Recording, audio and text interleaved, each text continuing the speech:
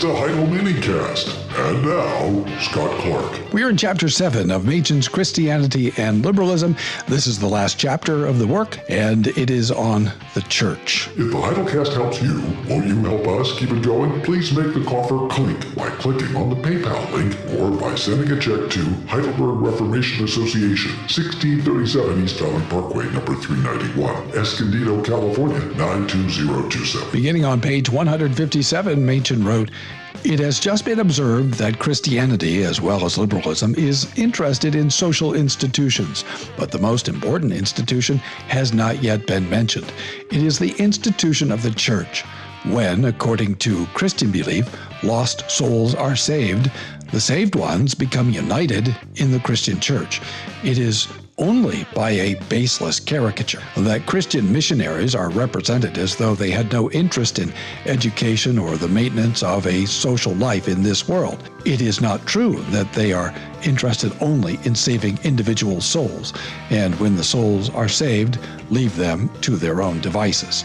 On the contrary, true Christians must everywhere be united in the brotherhood of the Christian church. Very different is this Christian conception of brotherhood from the liberal doctrine of the brotherhood of man. The modern liberal doctrine is that all men everywhere, no matter what their race or creed, are brothers. There is a sense in which this doctrine can be accepted by the Christian.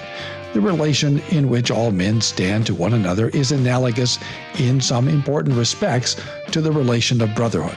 All men have the same creator and the same nature. The Christian man can accept all that the modern liberal means by the brotherhood of man. But the Christian knows of a relationship far more intimate than that general relationship of man to man. And it is for this more intimate relationship that he reserves the term brother. The true brotherhood, according to Christian teaching, is the brotherhood of the redeemed.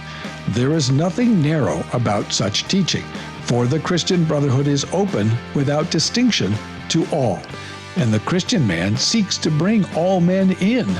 Christian service, it is true, is not limited to the household of faith. All men, whether Christians or not, are our neighbors if they be in need.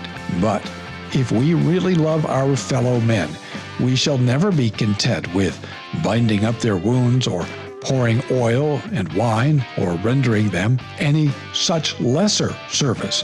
We shall indeed do such things for them, but the main business of our lives will be to bring them to the Savior of their souls. It is upon this brotherhood of twice-born sinners, this brotherhood of the redeemed, that the Christian founds the hope of society.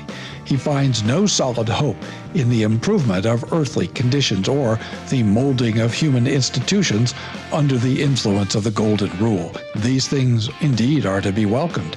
They may so palliate the symptoms of sin that there may be time to apply the true remedy. They may serve to produce conditions upon the earth favorable to the propagation of the gospel message.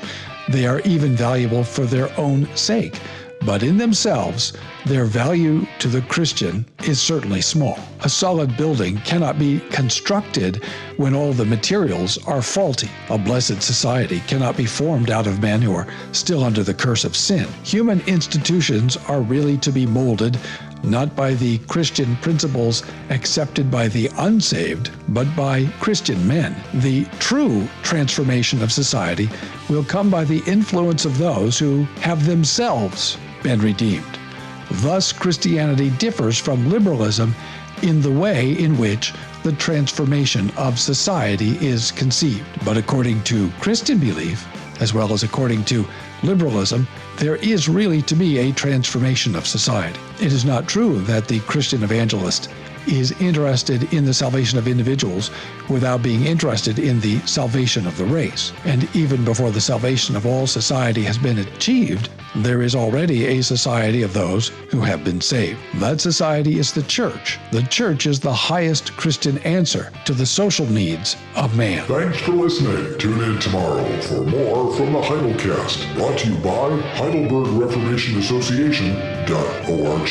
Don't forget, when the coin in the coffer clinks, the cost of bandwidth shrinks. Copyright Heidelberg Reformation Association. All rights reserved. This is a Heidel Media production.